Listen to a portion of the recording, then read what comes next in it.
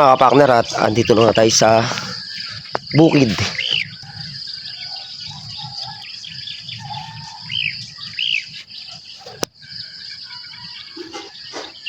May dala tayong flies. Kukunin ko yung mga solar doon sa dulo para maikabit dito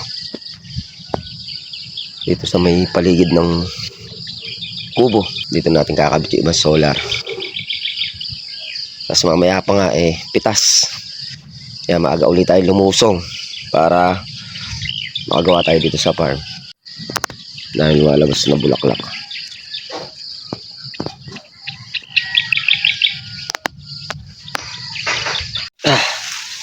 Yung mga kapartner, at nandito nga tayo sa dulo. Iikutan natin yung kalamansi. Marami nang lusot na bulaklak. Pag nahagisan pa ng ng pataba, maglalabasan lahat yan.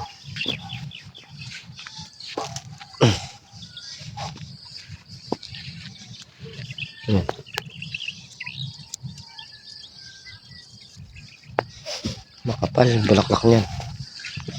Makapal ang lalabas na bulaklak niya kapag nahagisan niya. Kasi pagkakanapan ng spray kahapon,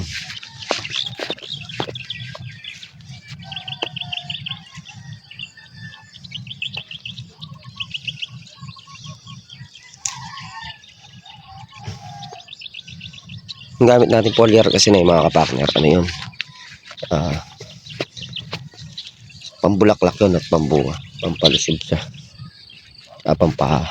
laki na rin ang bunga. Complete din yun sa dahon, sa ugat, sa mga sanga-sanga. Yun. Oh, andali, andyan na. Kaya lang pag-apply nun mag-spray tayo kahapon, bilang tayong 10 days. Apply uli nun. Sa susunod na applyan, kahit mga 4 na litro na lang, 3 ang kakabit natin. Sa mga nakita kong gumamit ng foliar doon, talagang napaka ganda. Dito kasi sa gawin namin, tamang gumagamit ng foliar, pero iba-ibang foliar kasi yan may ginagamit sila na ibang foliar. Yun naman kasi bagong labas lang yun, walang level. Bibili mo yun naka per kilo, tapos ikaw magtitimpla. Yung sa akin na yun, kaya medyo mahal, binili natin doon yung nakatimpla na. Pero kapag bibili ka ng bloke, ikaw magtitimpla, makakatipid ka. Nasa lang 4K 4K to 4.5 na 32 liters yung magagawa. Ipos sa 300 96 kalahati yung matitipid mo.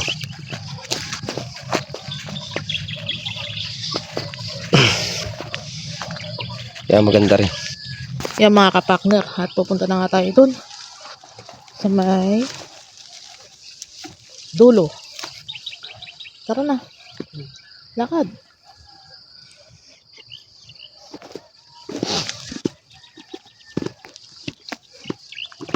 Araw-araw yan ang suot mong jacket Sabagay, tipid ka sa labahin.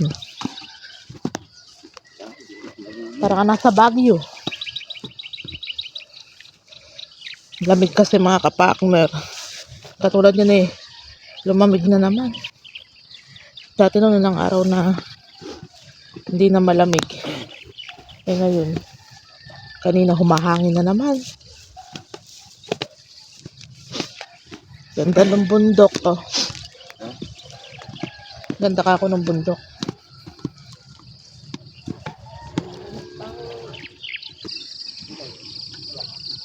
Andito ako. Ano nga ba?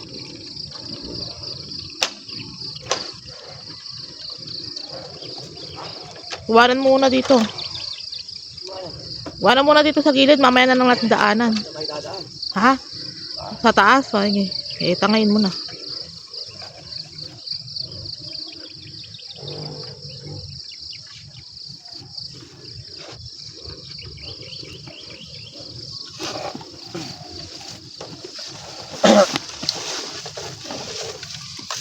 Yung mga kapartner. Maahon natin to. Dito, tayo dadaan sa may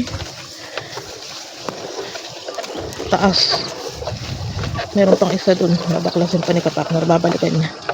Ahon na namin to.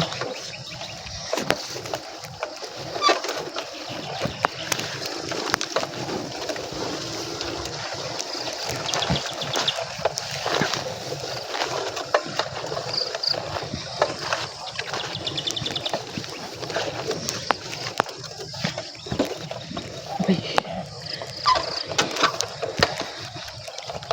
Kaahon na kami. Meron pa natin itong isa dun.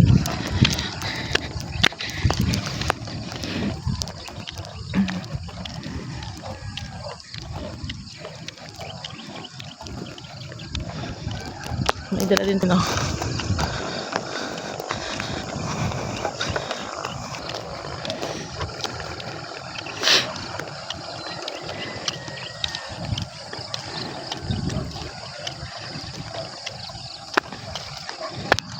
Yung mga kapak ng taas pala niyan. Dati naayos mo muna, nakabengkong oh. Hindi pantay. Palitan mo ng alambre kaya.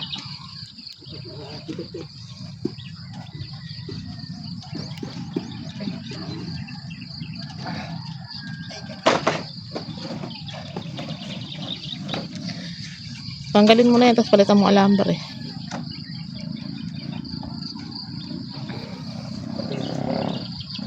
Ah.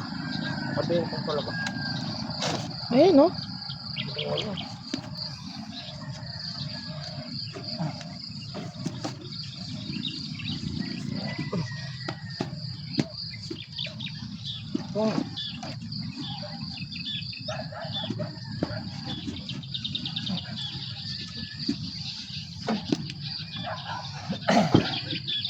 Yan.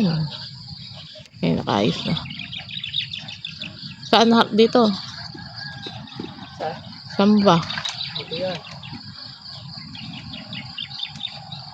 Hindi nga, nakaano nga kasi yun. Ayan, ganyan.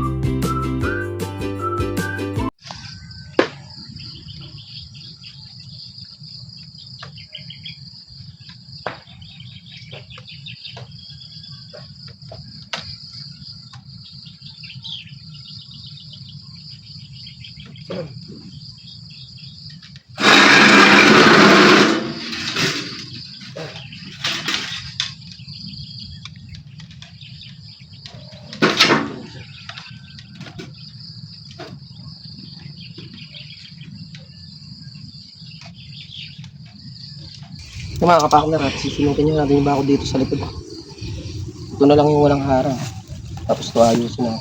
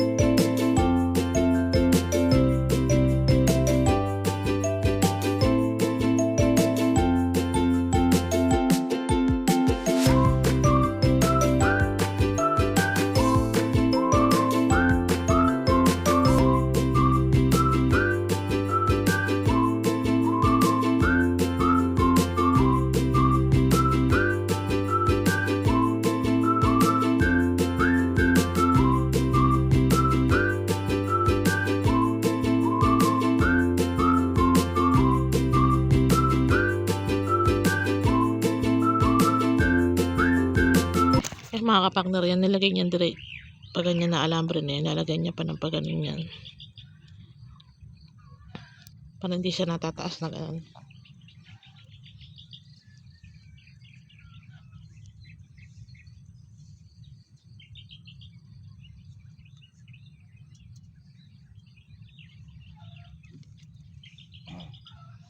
Taas pa, sa taas, sa isang baitang.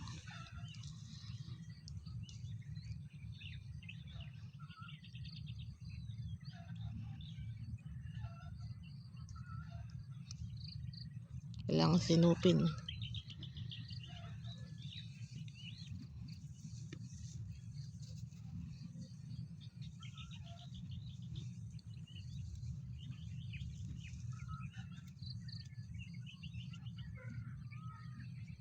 Mga kapakner at nilalagyan na nga niya ng pababa, padiretso pababa. Ayan o.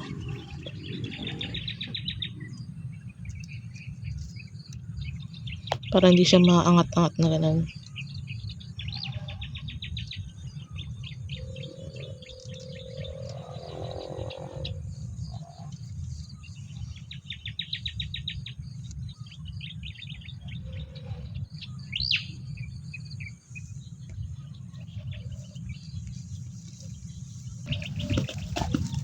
Sa mga kapakner at lalagyan na nga natin ng alambre. Kaya masayang yung alambre doon.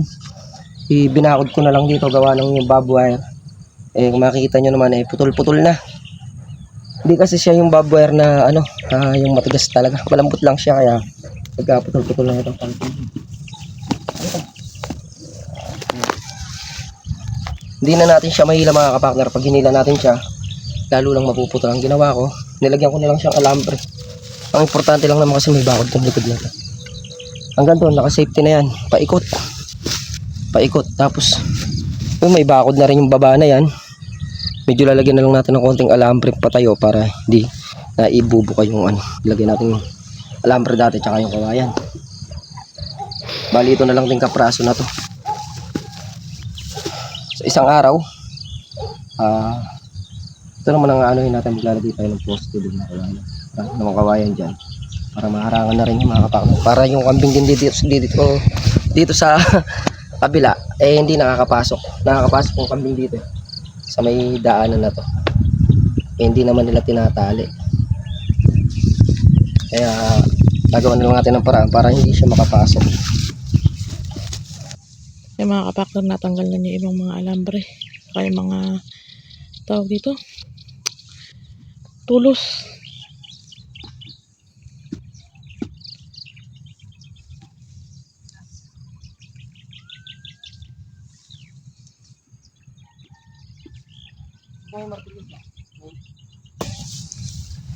Galing ng ating tanim na papaya, oh.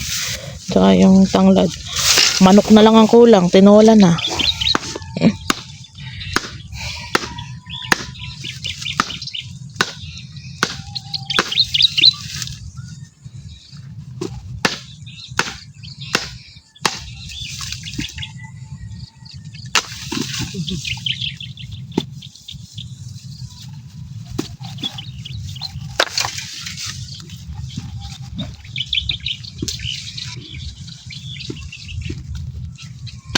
Yan pa. Oh.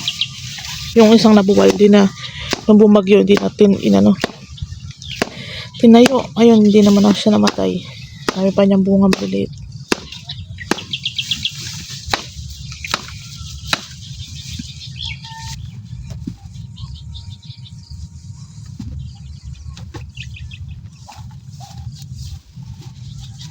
Mga kapakner, itong isang solar na to, dun daw niya pala ilalagay sa may sprayer.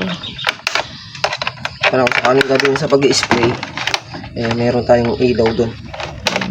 Or nagpapatubig ka ng gabi, naabot ng gabi, kasi nakaraan naabot kami ng gabi sa pagpapatubig. Meron tayong ilaw doon sa gitna. Tatanggalin ko lang muna din sa ano, baka mawala. Papasok sa bodega.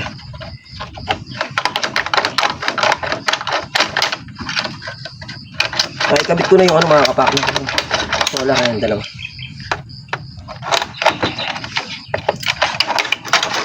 Oh, baka malaglag. Gapok na rin yung ano. Papalit ko yung kawayan. Kawayan dun. Kung saka yung bakod, na-safety na natin. Yung alambre dito, natanggal na natin. Kunti na lang naman yung mga tools din, mga kapakner, doon na lang sa sulok na yun. Unti-unti, tatapusin ko yan. Ang importante set ko muna ng bakod doon sa likod. May iwan pa tayong bagyang kapraso na lang. Nilagyan ko muna ng kawayan. Nakalan. Next time na paglusong natin yung asikasuhin natin. Para safety na yung likuran na yon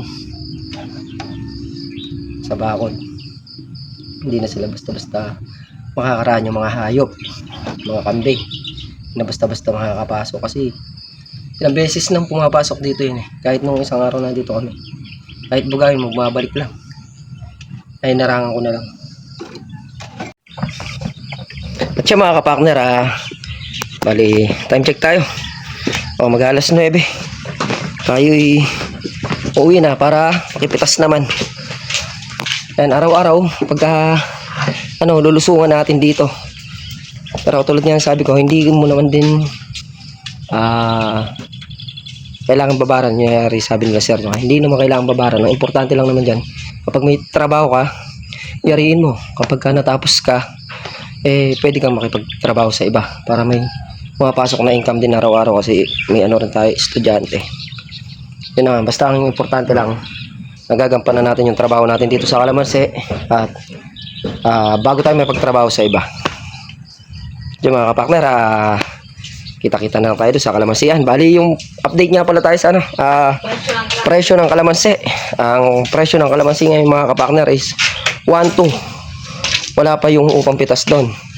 Ang upang pitas is 250. Papamerienda ka, papakain ka, matitira ka na lang doon mga 7 hanggang 800 pesos.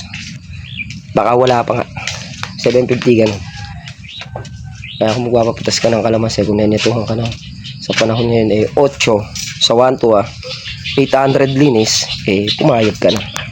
Para sa akin lang mga kapakner, para wala ka na iniintindi. At least kung maka 10 red bag ka, alam mo na yung kita mo, meron ka ng 8,000.